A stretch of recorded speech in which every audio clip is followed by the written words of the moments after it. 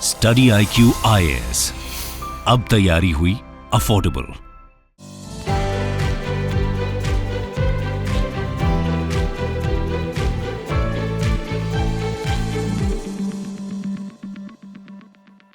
Bitcoin के बारे में तो आप सभी ने सुना होगा और आपको यह भी पता है कि RBI crypto currencies, decentralise virtual currencies का विरोध कर रही है क्योंकि वो मानती है ये हमारे वित्तीय सेक्टर के लिए, फाइनेंशियल सेक्टर के लिए ठीक नहीं है।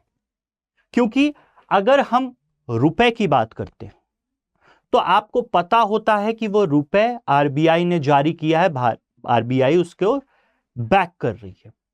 लेकिन डिजिटल करेंसीज को किसने बैक किया, किसने बनाया, इसकी कोई जानकारी नहीं है। तो इस पे कई सारे सवाल उठे हैं।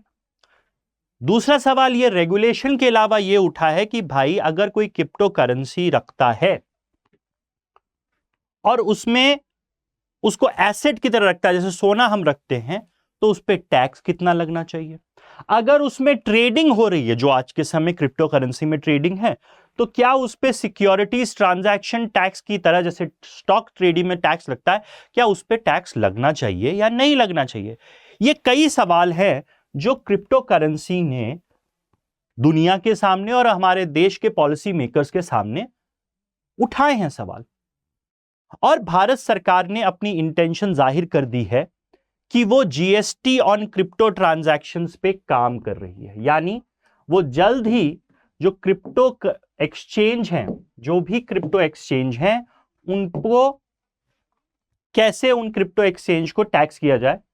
भारत सरकार ने अपनी मंशा जाहिर कर दी है कि वो अब जो क्रिप्टो एक्सचेंज है, जो बहुत सारे क्रिप्टो एक्सचेंज के ऐड आते हैं, जब आप क्रिकेट देखें तो बहुत सारे रणवीर सिंह का ऐड आ रहा है, ये वाला कर लो, वो वाला कर लो, इस पे ट्रेड कर लो, उस पे, उनके ट्रांजैक्शंस को स्टॉक्स की तरह उस पे जीएसटी लगाने के पे चर्चा भारत सरकार ने चालू कर दी।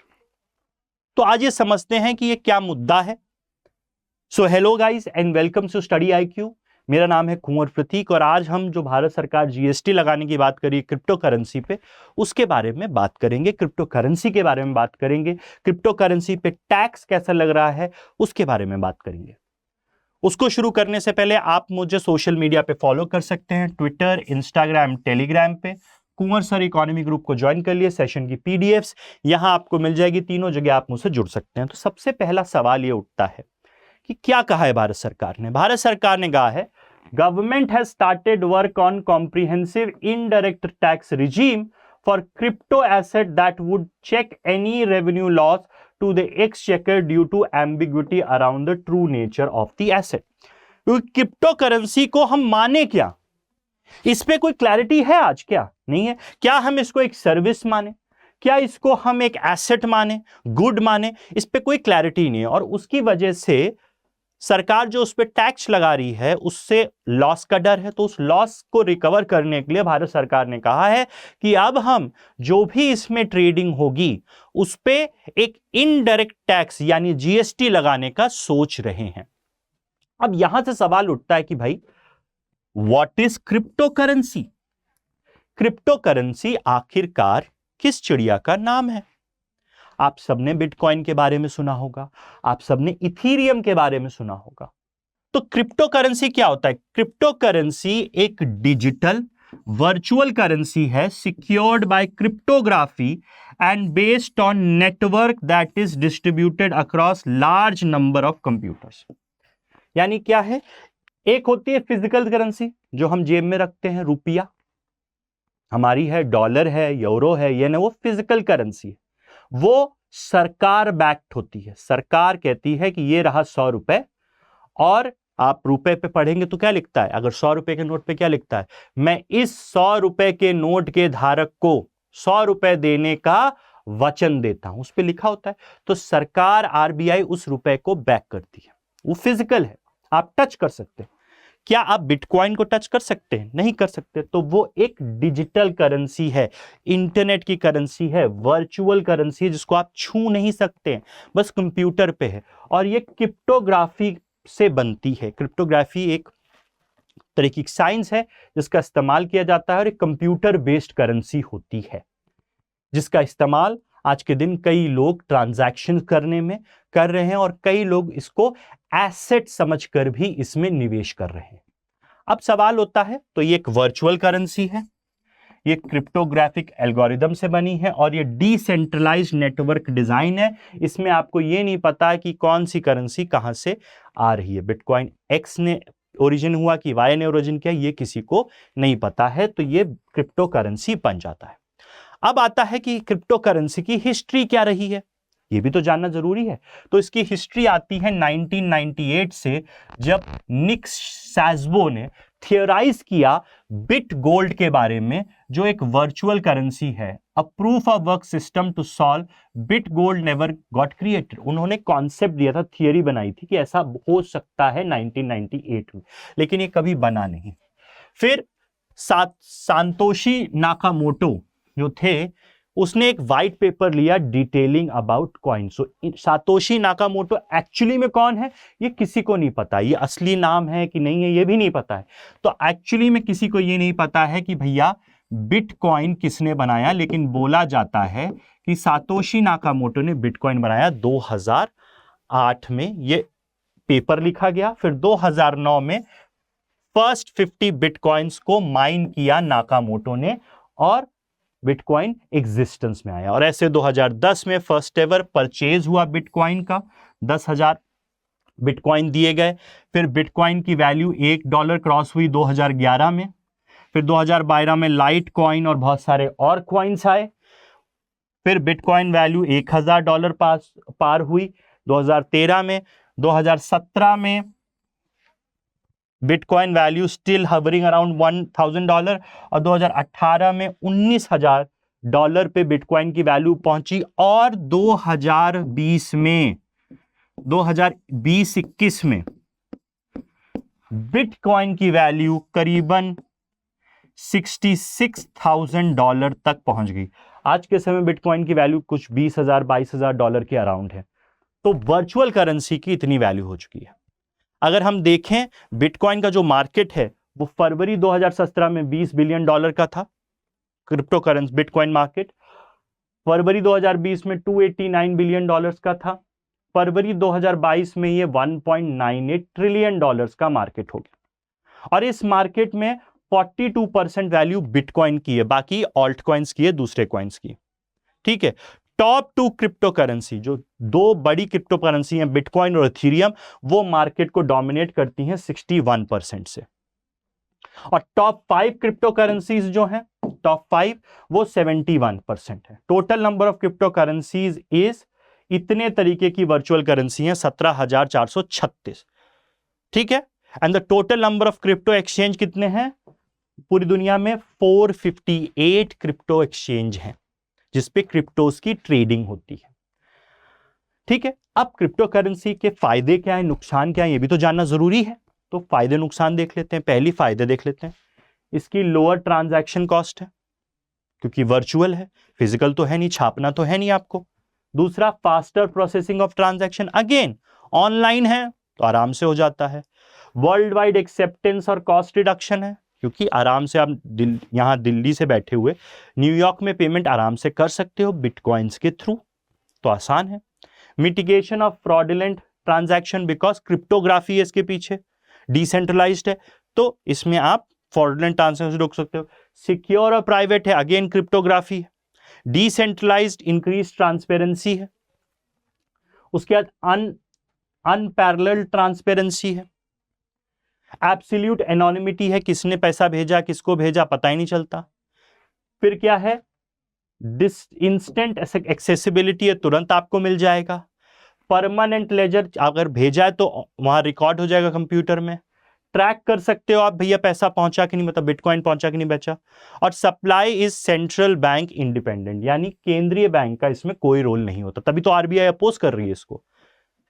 ठीक है, अब डिसएडवांटेज क्या है भाई? जो लोग इसकी माइनिंग करते हैं, जैसे हम सोने की माइनिंग कर रहे हैं, आयरन की माइनिंग कर रहे हैं, वैसे इसकी भी कंप्यूटर पे माइनिंग होती है, तो उसकी कॉस्ट बढ़ी क्योंकि इसमें बिजली लगती है, तो उसकी कॉस्ट लग रही है। पावर कंजम्पशन, एनवायरमेंटल कॉन्सिक्वेंसेस है। कंप्यूटर से माइन कर रहे हो, 24 घंटे आप कंप्यूटर चलाओगे तो बिजली नहीं लगेगी, पावर कंजम्पशन बिल नहीं जाएगी। मार्केट मैनिपुलेशन हो सकता है, बड़े प्लेयर्स बहुत बुरी तरह गिरा सकते हैं दाम को, फिर बहुत बुरी तरह उठा सकते हैं दाम को। रेगुलेटरी कंसर्न है, जो मैंने आपको शुरुआत में बताया कि इसको रेगुलेट कैसे करें। फिर कोई प्रोटेक्शन नहीं, स्केलेबिलिटी और साइबर सिक्योरिटी है। बहुत सारे एक्सचेंजेस पे हैक हुआ है, बिटकॉइंस बहुत सारे हैक हो चुके हैं, बहुत सारे मिलियंस और मिलियंस वैल्यू के क्रिप्टो करेंसीज को हैक करके हैकर्स ले जा चुके हैं, चोरी हो चुकी है। No protection in case of loss, अगर खो गया, किसी पे हमला हो गया, आप अपना पासवर्ड भूल गए, तब क्या करोगे? ठीक है, मार्केट फ्लक्चुएशन का चैलेंज है, ये भी है। आप समझोगे कैसे कैसे काम करता है, क्रिप्टोग्राफी कैसे काम करती है, ये समझना मुश्किल है। टेक्नोलॉजी कॉम्प्लेक्स है, प्लेटफॉर्म्स बहुत सारे हैं जो ट्रेडिंग करा रहे हैं, इसको इंप्लीमेंट करने का बहुत बड़ा चैलेंज है। कैसे इंप्लीमेंट करेंगे, इसको सर्विस माने, एसेट माने, क्या माने। हैज नो फिजिकल और इंट्रिंसिक वैल्यू, कोई इंट्रिंसिक वैल्यू थोड़ी ना है, हम उस पर बस ट्रस्ट कर रहे हैं।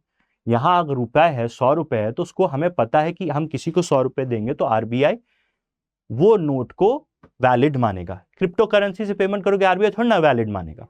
तो ये सारी डिसएडवांटेजेस और एडवांटेजेस हैं। अगर भारत में हम क्रिप्टो करेंसी की हिस्ट्री देखें तो 2013 में यहां नेसेंट स्टेज में स्टार्ट हुआ, 2014 में यहां मोमेंटम आया, तेज गति से बढ़े, 13 लार्ज और 20 स्मॉल एक्सचेंजेस खुले। ठीक है, ऐसे चलते चलते चलते फिर आगे हम बढ़े। फिर क्या हुआ, भारत में 2018 में आरबीआई ने बैंकों को बैन कर दिया कि आप क्रिप्टो एक्सचेंज को पेमेंट नहीं देंगे, ना देंगे ना उनसे लेंगे। फिर 2020 में सुप्रीम कोर्ट ने यह बैन हटा दिया। उसके बाद क्या हुआ, 2022 के बजट में, इस साल के बजट में क्रिप्टोस को एसेट डिक्लेयर किया गया।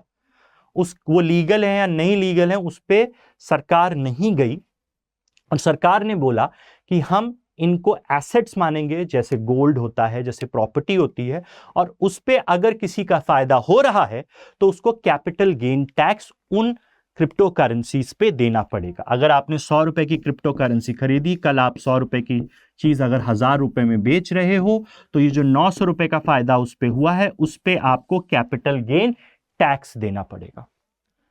तो क्रिप्टो करेंसी तो हम जान गए कि क्या है।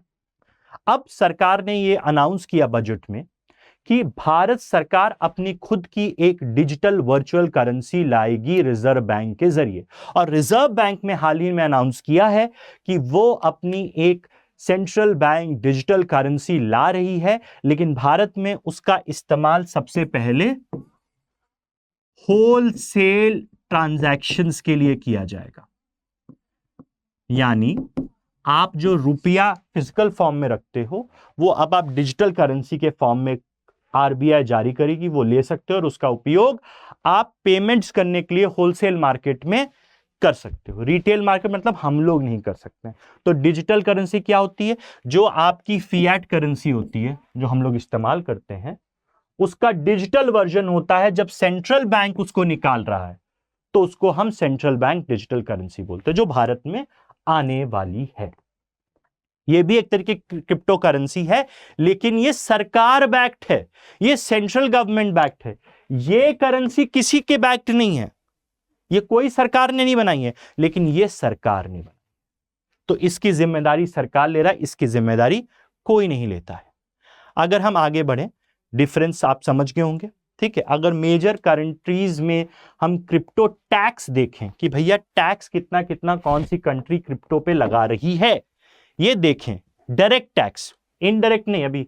तो कैपिटल गेन टैक्स कहां लग रहा है और इनकम टैक्स कहां लग रहा है। कैपिटल गेन मतलब पूंजी वृद्धि कर। तो ऑस्ट्रेलिया में कैपिटल गेन टैक्स है 45% तक लगा सकते हैं, यूके में कैपिटल गेन 45% तक, यूएस में 37% तक, ब्राजील में 22.5% तक, फ्रांस में 45% तक इनकम टैक्स है, जो भी आपकी इनकम क्रिप्टो करेंसी से हो रही है, स्विट्जरलैंड में 35% तक है, इंडिया में 30% तक इनकम टैक्स जिसकी जितनी इनकम हो रही है, और साउथ कोरिया में 22% तक इनकम टैक्स लगता है। तो भारत की अगर हम बात करें, any income from transfer of such asset will be taxed eight 30%। ठीक है, आप इसमें कोई डिडक्शन नहीं कर सकते। आपकी जितनी भी इनकम हुई है उसको बेचने में, बेचकर जितनी भी इनकम हुई है उस पर 30% आपको देना है, सीधा सीधा। Loss from such transfer can't be set of, कि मेरे को लॉस हुआ है किसी और इनकम में तो यहां से मैं सेट ऑफ कर लूं, ऐसा नहीं है। साथ ही साथ जब भी आप इसका पेमेंट कर रहे हो तो 1% टीडीएस पहले ही काटकर आपको उसका पेमेंट मिलेगा। मतलब अगर आपने मुझे बिटकॉइन बेचा, 1 बिटकॉइन बेचा, तो उसका 1% पैसा टीडीएस के रूप में मैं काट कर ही आपको दूंगा। अब gift of these asset is taxable in hands of receiver, मैंने आपको 1 बिटकॉइन गिफ्ट किया, उस पे भी आपको 30% टैक्स देना पड़ेगा। तो ये भारत में अभी डायरेक्ट टैक्स है जो क्रिप्टो करेंसीज को एसेट्स मानकर चलता है। लेकिन अब बात हो रही है कि बहुत सारे क्रिप्टो एक्सचेंज हैं, उनका क्या करें? उन पे जो ट्रेडिंग चल रही है उन पे भी तो टैक्स लगना चाहिए। तो उसको जानने से पहले आपको ये बता दूं कि हम लोगों ने स्टडी आईक्यू ने 2 बैच आपके लिए लॉन्च करिए हैं। एक है बैच 6 और एक है हमारा वीकेंड बैच। इन दोनों बैचेस में आप एनरोल कर सकते हो। एक 30 सितंबर से चालू हो रहा है, दूसरा 1 अक्टूबर से चालू हो रहा है 11 बजे और सुबह 8 बजे। इसमें आपको सारी क्लासेस लाइव मिलेगी, साथ ही साथ आपको इसमें answer writing practice, prelims test series, mains test, mains answer writing practice, weekly revision quiz, content यानी notes, hand written notes, scripts concise. साथ ही साथ आपको एक मेंटर दिया जाएगा जो आपको फ्रेंड, फिलोसोफर, गाइड की तरह आपको हेल्प करेगा आपकी प्रिपरेशन में। ये सारी की सारी चीजें आपको 24,499 की मिल रही हैं। लेकिन अगर आप ये कोड लगाओगे केपी लाइव तो आपको ये 18,999 मिल जाएगा। और इसके प्राइस बहुत जल्दी बढ़ने वाले हैं, तो देर मत करिए, इसमें आप एनरोल कर लीजिए दोनों में से किसी में। जो भी लोग यूपीपीएससी के लिए प्रिपेयर कर रहे हैं सारे वही फीचर्स आपको मिलेंगे। एक में मेंटरशिप है, एक में मेंटरशिप नहीं। मेरा सजेशन रहेगा मेंटरशिप वाला कोड लीजिए। आप कहोगे सर ये 18,000 का है, अगर आप ये कोड लगाओगे तो ये आपको 12,999 में मिल जाएगा। अब हम बात कर लेते हैं इनडायरेक्ट टैक्स, जो जीएसटी लगाने की बात हो रही है। Finance ministry plans to define characteristic of crypto currency, their usage and how they fit into the existing legal framework. यानी क्रिप्टो करेंसी क्या है उसको डिफाइन करेगी वित्त मंत्रालय, उसका इस्तेमाल किस तरीके से किया जा सकता है ये बताएगी, और एग्जिस्टिंग लीगल फ्रेमवर्क जो टैक्सेशन का है उसमें क्रिप्टो करेंसी कहां फिट बैठता है, इस पे भी बात हो रही है। जो लोग डिस्कशन का हिस्सा हैं उनका ये कहना है, ठीक है, once its legal nature is decided, जब आप किसी चीज का लीगल स्टेटस डिसाइड कर लेते हो तब तो आसान हो जाएगा आपके लिए उसको, उस पर कितना टैक्स लगना है, कैसे लगना है, ये पता करने में। तो ये बोला जा रहा है कि इसमें टैक्स 18% से 28% के बीच में लगाया जा सकता है क्रिप्टो ट्रेडिंग पे। जैसे हम स्टॉक ट्रेडिंग्स पे सिक्योरिटीज ट्रांजैक्शन लगाते हैं, टैक्स लगाते हैं, वैसे यहां जीएसटी लगेगा। आगे अगर हम बढ़े, प्लगिंग लूपहोल्स, बहुत सारे लूपहोल्स हैं। सेंटर ये डिसाइड करेगा कि सबसे पहली बात इसका लीगल नेचर क्या है। जीएसटी रेट, वंस जीएसटी तभी लगा सकते हो जब किसी चीज को आप डिसाइड करो कि वो गुड्स है या सर्विस है, तो इस पे पहले लीगल नेचर डिसाइड होना है। दूसरा, 18 से 28% का टैक्स लगाने की बात हो रही है। तीसरा, गवर्नमेंट डिसाइड करेगी कि ये गुड्स है या सर्विस है। आगे बढ़ते हैं, the move indicates effort of indirect tax administration to catch up with the shift in technology and finance. जो ये क्रिप्टो करेंसीज ने फाइनेंशियल सेटअप को बिल्कुल चेंज कर दिया, क्योंकि ये फाइनेंस और टेक्नोलॉजी का एक मिलन है। तो इनडायरेक्ट टैक्स एडमिनिस्ट्रेशन अब इसे कैचअप कर रहा है।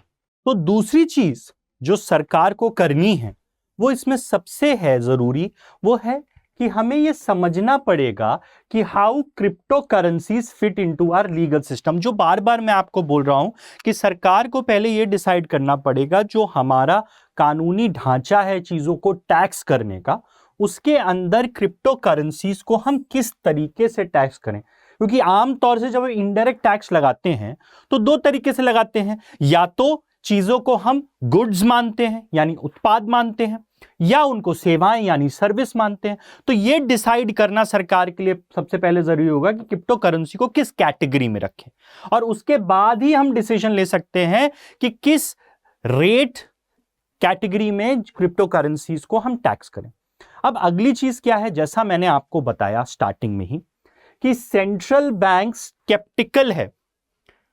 सेंट्रल बैंक चाहता है कि क्रिप्टो करेंसीज को बैन कर दिया जाए क्योंकि ये अनरेगुलेटेड है, ये डिसेंट्रलाइज्ड है, इसका ना सिर है ना पैर है, मतलब कौन इसके पीछे है ये पता नहीं है, जो फाइनेंशियल सिस्टम को थ्रेटन करता है।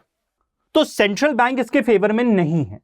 लेकिन सेंट्रल गवर्नमेंट का यह मानना है कि एक अंतरराष्ट्रीय स्तर पे प्रयास होना चाहिए, क्रिप्टो करेंसीज का एक इंटरनेशनल रेगुलेटरी सिस्टम बनना चाहिए, और उसी के लिए सरकार बैंक ऑफ इंटरनेशनल सेटलमेंट से लगातार इंगेज कर रही है। बैंक ऑफ इंटरनेशनल सेटलमेंट एक अंतरराष्ट्रीय बॉडी है जो 50 सेंट्रल बैंक्स हैं दुनिया के, वो ओन करते हैं, और यह बॉडी बेसल स्विट्जरलैंड में स्थित है, जिससे बेसल नॉर्म्स आते हैं बैंकिंग सेक्टर के लिए। तो उनसे बात चल रही है केंद्र सरकार की कि अंतरराष्ट्रीय स्तर पे कंसेंसस बने जिसके जरिए कैसे क्रिप्टो करेंसीज को रेगुलेट करना है, उस पे एक अंतरराष्ट्रीय समझौता हो। आगे अगर हम बढ़ते हैं, while there is clarity on levy of GST on fee by cryptocurrency exchanges, यानी जो भी ट्रेडिंग होती है उस पे तो आप जीएसटी लगा सकते हो आराम से क्योंकि वो हो रहा है, लेकिन एम्बिग्विटी कहां आती है, मतलब there is ambiguity around transaction between parties outside an exchange. यानी अगर कोई क्रिप्टो करेंसी एक्सचेंज के बाहर कोई ट्रांजैक्शन हो रहा है तब उसका आप क्या करोगे। एक्सचेंज में तो सीधा सीधा है, वो आपके पास सामने किसने कितना खरीदा कितने बेचा उस पे तो आप लगा दोगे हर ट्रांजैक्शन पे। लेकिन अगर ट्रांजैक्शन एक्सचेंजेस के बाहर हो रहा है तो उसको आप कैसे टैक्स करोगे जीएसटी के अंदर। क्या उसको आप गुड्स मानोगे, क्या उसको आप सर्विस मानोगे, और अगर बिना पैसा चेंज हुए क्रिप्टो करेंसी एक्सचेंज हो रहा है तब क्या होगा। यह सवाल उठता है, इसकी क्लैरिटी की जरूरत है।